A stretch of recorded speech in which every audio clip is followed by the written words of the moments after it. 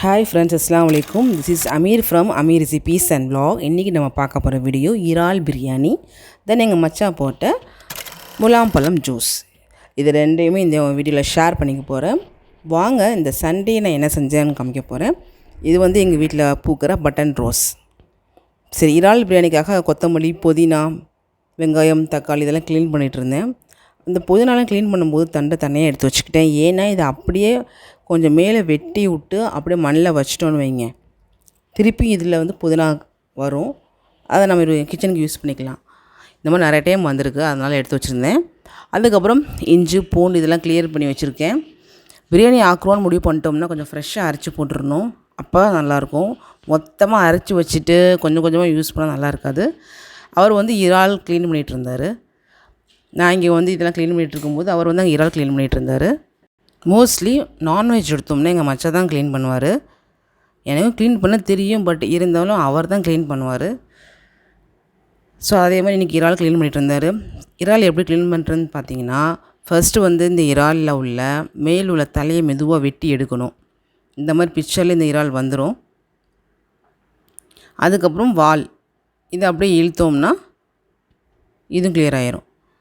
இதே மாதிரி ஃபஸ்ட்டு இதில் உள்ள ஸ்கின்னை நம்ம ரிமூவ் பண்ணணும். எல்லாத்தையுமே ரிமூவ் பண்ணி முடிச்சுட்டு, இறாலுக்கு எப்போவுமே பார்த்திங்கன்னா தலையில் தான் அதோடைய டேட்டிஸ், அதோட அசடெல்லாம் தலையில் தான் இருக்குன்னு சொல்லுவாங்க. அதையுமே நம்ம வந்து க்ளீன் பண்ணணும். ஒன் பை ஒன்னாக இந்த மாதிரி இறால் க்ளீன் பண்ணி முடிச்சுட்டு, இந்த மாதிரி தலைக்கு மேலே தலையை தான் பிச்சு போட்டோமே, அதுக்கப்புறம் இப்படி தான் இருக்கும், பிளாக் கலராக இருக்கும். இது மெதுவாக இழுத்தோம்னா போதும், நூல் மாதிரி வெளியே வந்துடும். சில டைம் இந்த நூல் மாதிரி உள்ளது வெளியே வரலாட்டி அப்படியே கத்தி நடுவில் கீறி எடுத்தோம்னா கிளியர் ஆயிரும். மோஸ்ட்லி நான்வெஜ் எடுத்தோம்னாலே அவர் தான் எனக்கு ஃபுல் அண்ட் ஃபுல் வாஷ் பண்ணி கொடுத்துருவாங்க. இதே மாதிரி இறால் ஒன் பை ஒன்னாக ஃபுல்லாக கிளியர் பண்ணி வாஷ் பண்ணி எடுத்து ஃப்ரீசரில் எடுத்து வச்சுட்டேன். மார்னிங் க்ளீன் பண்ணிட்டோம். அதுக்கப்புறம் 3 மணிக்குள்ளே வந்து தான் நம்ம பிரியாணி ஆரம்பித்தோம், இறால் பிரியாணி. அது செய்கிறதுக்கு தேவையான அளவு நெய் போட்டுக்கிறோம், கொஞ்சோண்டு எண்ணெய். அதுக்கப்புறம் 1/2 kg ஆஃப் நான் வெங்காயத்தை வெட்டி வச்சுருக்கேன். ஏன்னா நம்ம வந்து 1/2 கிலோ பிரியாணி தான் ஆக்க போகிறோம். அதனால் 1/2 கிலோக்கு வெங்காயமே போதும். வெங்காயம் நல்லா எண்ணெயில் வந்து வதங்கணும், கொஞ்சம் ப்ரௌனிஷ் ஆகிற வரைக்கும் வதங்கிட்டு இருக்கட்டும்ன்ட்டு நான் இங்கே வந்து அரிசி ஊற போட்டிருக்கேன். 1/2 கிலோ அரிசி ஊற போட்டு கொஞ்சம் தண்ணி ஆட் பண்ணியாச்சு. இப்போது வெங்காயம் நல்லா வதங்கினதும் இதில் வந்து இஞ்சி பூண்டு பேஸ்ட் ஆட் பண்ணிக்கலாம். ஒவ்வொரு மசாலா ஐட்டம்ஸ் ஆட் பண்ணும்போதும் கொஞ்சம் நல்லா அந்த எண்ணெயில் வதங்கி விட்டுக்கோங்க, அப்போ தான் அதோடய ஸ்மெல் போய் நல்லா ஃப்ரெஷ்ஷாக இருக்கும். இந்த இஞ்சி பூண்டு பேஸ்ட் சில பேருக்கு அந்த ஸ்மெல் பிடிக்காது. அதுக்கு மெயின் காரணமே வதங்காமல் அப்படியே போடுறதுனால தான். நல்லா வதங்கி போட்டோம்னா அந்த ஸ்மெல் இருக்காது. அதுக்கப்புறம் 1 ஸ்பூன் ஆஃப் மிளகாத்தூள், 1 ஸ்பூன் ஆஃப் மல்லித்தூள், கொஞ்சோண்டு மஞ்சத்தூள், தேவையான அளவு உப்பு, வெட்டின வெங்காயம் ஆல்ரெடி போட்டுட்டோம். இப்போ வந்து தக்காளி இதையும் போட்டு நல்லா அந்த மசாலாவோட மிக்ஸ் பண்ணிக்கோங்க. தக்காளி வந்து நல்லா வதங்கணும். சப்போஸ் தக்காளி கொஞ்சம் வதங்காட்டி மேலே கொஞ்சம் மூடி வச்சு மூடிட்டிங்கன்னா சீக்கிரமாக வதங்கிடும். அதுக்கப்புறம் கரம் மசாலா தூள் இதையும் ஆட் பண்ணிக்கோங்க. இப்போ நான் வாஷ் பண்ணி எடுத்துக்கிட்ட இறால் அப்படியே போட்டேன். ஃப்ரீசரில் கொஞ்சம் வச்சதுனால ஐஸ் மாதிரி ஆயிடுச்சு. இதை அப்படியே அந்த மசாலா மேலே போட்டு ஒரு 5 நிமிஷம் மூடி வச்சு மூடிட்டோம்னா தனித்தனியாக அதே செப்பரேட்டாக பிரிஞ்சிடும். அதுக்கப்புறம் நம்ம ஈஸியாக மிக்ஸ் பண்ணிடணும். பார்த்தீங்களா, அதே இந்த ஹீட்டில் வந்து தனித்தனியாக பிரிஞ்சிடும். மசாலா வந்து இறாலோடு சேர்ந்து நல்லா குக் ஆகணும். அதுக்கப்புறம் தேவையான அளவு கொத்தமல்லி, புதினா, தயிர், 1/2 லெமன் இது எல்லாத்தையுமே ஆட் பண்ணிக்கோங்க.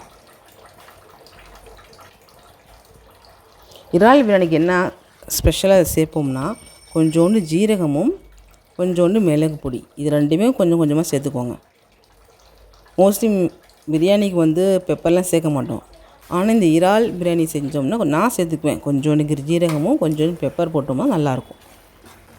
நல்லா கொதி வந்த பிறகு தேவையான அளவு தண்ணி ஊற்றிக்கோங்க. நம்ம ஒன்று எடுத்தோம்னா 2 தண்ணி ஊற்றுவோம், பட் ஜீரக சம்பா ரைஸ் போடுறதுனால 1 பாதி தான் ஆட் பண்ணியிருக்கேன் தண்ணி.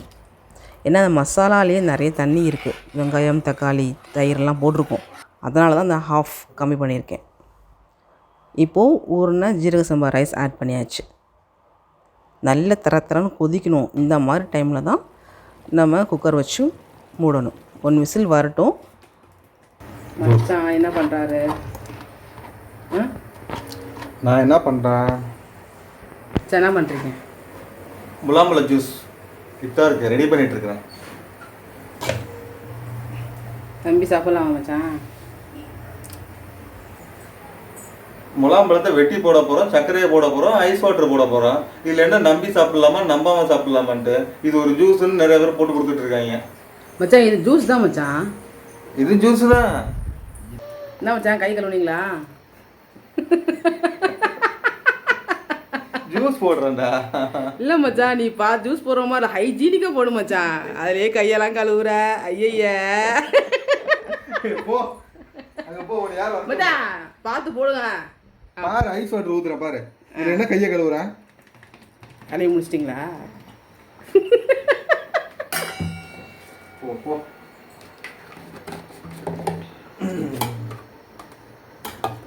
சார் நீங்கள் ஜூஸ் கூட வச்சேன்னு நல்லா வியாபாரம் பிச்சுட்டு ஓடும் மச்சான். அப்படிங்கிற பார்ட் டைம் ஜாபா? பார்ட் டைம் ஜாபாவா? ஆமாம். ஆஃபீஸில் ஏற்கனவே நான் ஃபுல் டைமாக தான் வேலை பார்த்துட்டு இருக்கேன். இதில் பார்ட் டைம் வேறையா? ஜூஸை பொறுத்த வரைக்கும் சக்கரை அதிகமாக செய்யக்கூடாது. சர்க்கரை இல்லாத ஜூஸா மச்சான்? சக்கரை இல்லாமல் ஜூஸ் சாப்பிடணும். அதான் வந்துட்டு உடம்புக்கு நல்லது. சக்கரை சேர்த்தோம் அப்படின்னா வந்துட்டு மூளைக்கு தெரியுது, ஆனால் இந்த வாய்க்கு தெரிய மாட்டேங்குதே. சர்க்கரை இல்லைன்னா பழங்கள் ஆல்ரெடி சர்க்கரை இருக்கும் சரியா.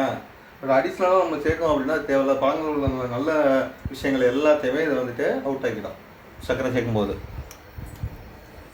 இதுக்கு தான் ரொம்ப ஃபேஸ்புக்லாம் பார்க்காதீங்கன்னு சொன்னால் கேட்குறது கிடையாது. நீங்கள் நல்லது சொன்னால் நல்லதுக்கு இந்த காலத்தில் எது சொல்லுவாங்க, நல்லதுக்கு காலம் இல்லாமங்கள்லாம் அதுதான்.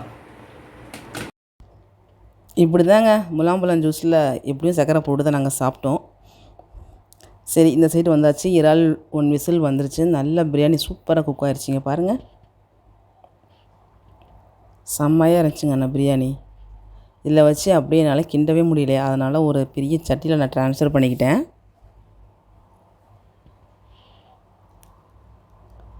நோன்பு திறந்து ஒரு மணி நேரத்துக்கு அப்புறம் தான் நாங்கள் சாப்பிடுவோம். அதனால ஃபுல்லாக ரெடி பண்ணி வச்சாச்சு. அதுக்கப்புறம் நாங்கள் வந்து நோன்பு திறக்க போயிட்டோம். அவ்வளோதாங்க என்னுடைய சண்டே விலாக். உங்களுக்கு என் வீடியோ பிடிச்சிருந்துச்சுன்னா மறக்காமல் லைக், ஷேர், சப்ஸ்கிரைப்.